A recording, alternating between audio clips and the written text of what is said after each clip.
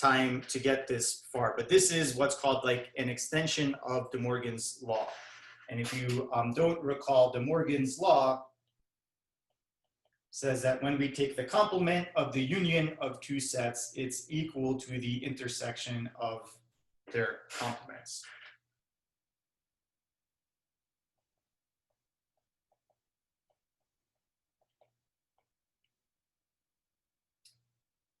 And this we proved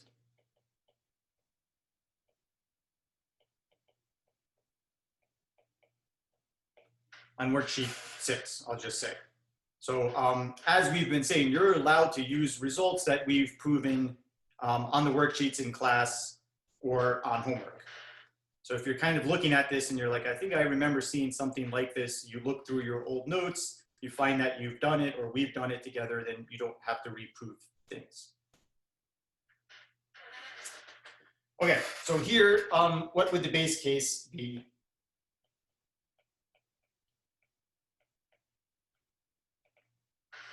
N equals 2.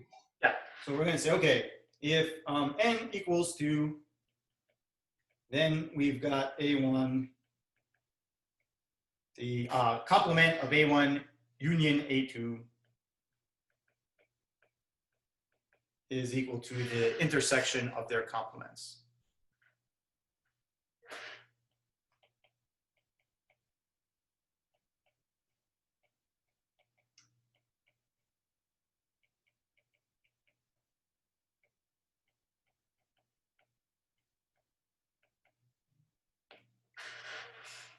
Okay, done that, been there, don't need to re-litigate that.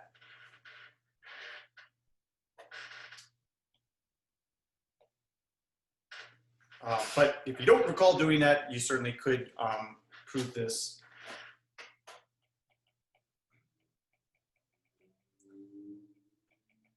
So we call this the inductive or induction step. We use these interchangeably. Yeah, let me keep my coloring.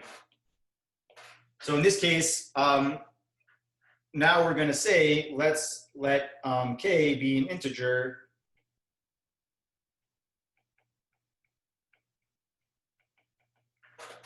so that it's bigger than our base case, less than some integer n.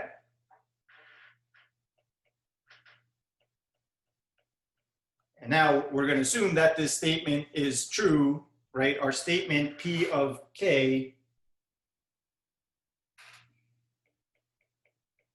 right? This is exactly statement Pn. So I'm going to assume this is true when we plug in k.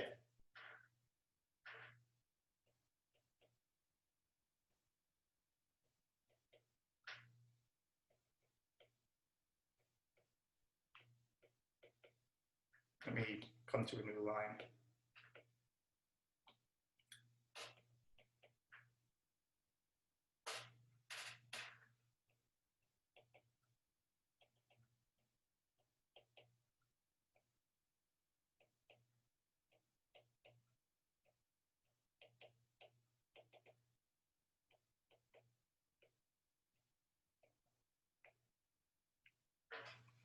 So that would be our assumption.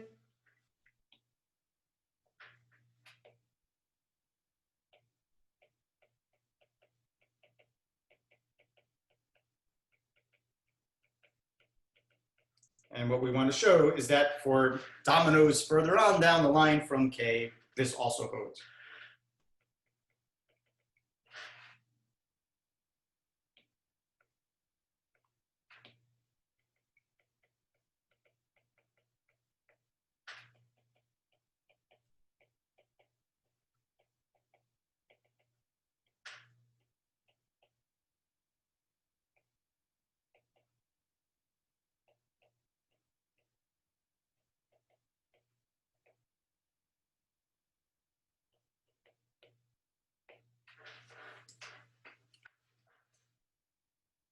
And again, you do need to start this inductive step by stating the inductive hypothesis.